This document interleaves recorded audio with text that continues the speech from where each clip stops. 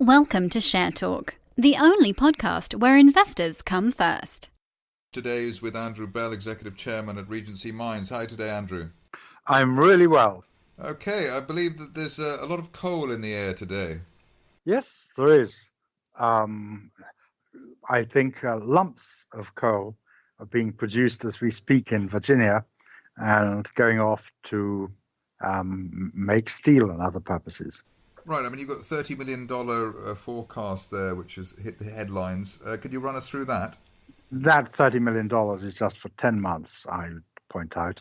So I think, something between $36 and $40 million is the kind of running 12-year forecast that we'd make.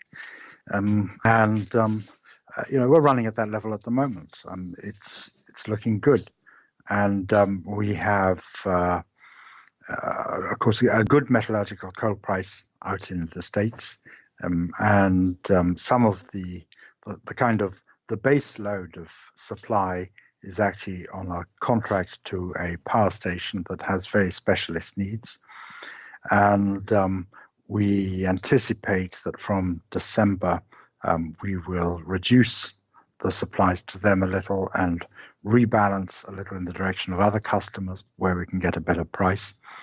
But there's a great deal to be said for having a secure customer with a couple of years visibility on that contract, particularly when we're starting out in this.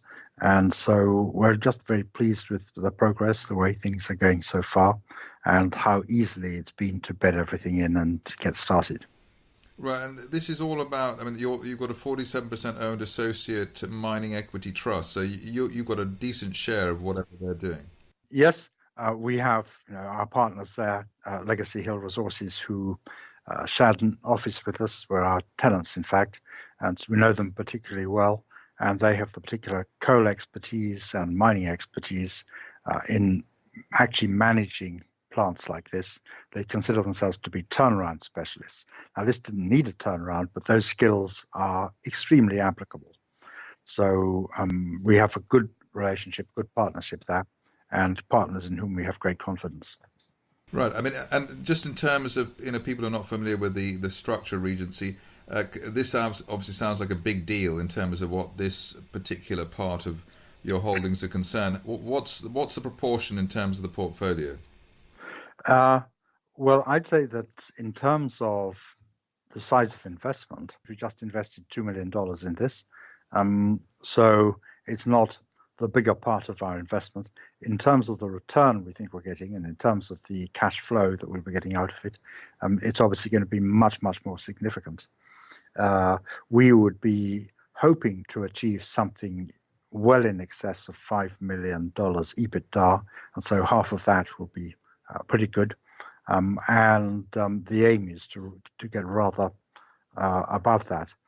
In terms of cash flow, it's running profitably at the moment, and we and our partners both want to take money out of the business as we go along, so we'll get money flowing back into the parent company really from a very early stage.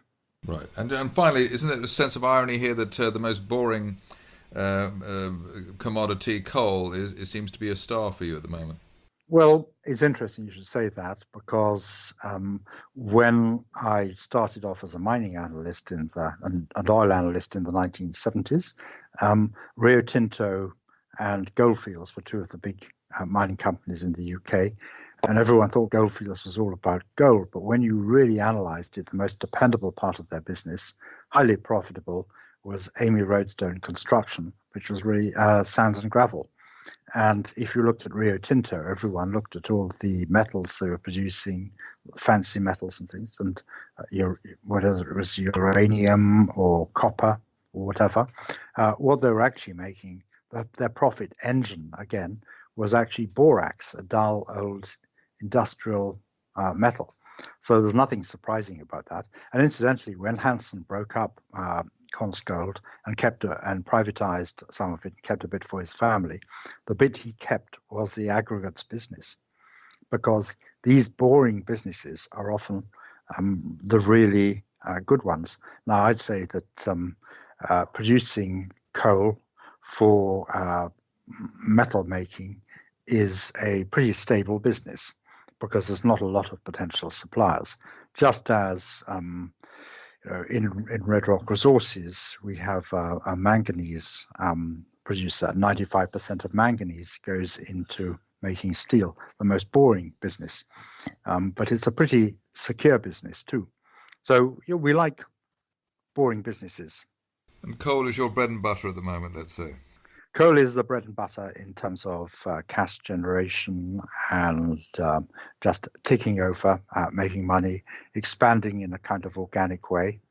And our other big business, which is nickel and cobalt resources in Papua New Guinea. Okay, one of the biggest resources in the world. Huge unexplored potential there as well. All the potential for electric car batteries and so on, but it's not in production. It'll take a while and a lot of effort to take it there. And so it has, one is yin, the other's yang. On that philosophical note, Andrew Bell, Executive Chairman at Regency Mines, thank you very much indeed. Thank you for listening. Remember to visit our website for more news and other podcasts at www.share-talk.com.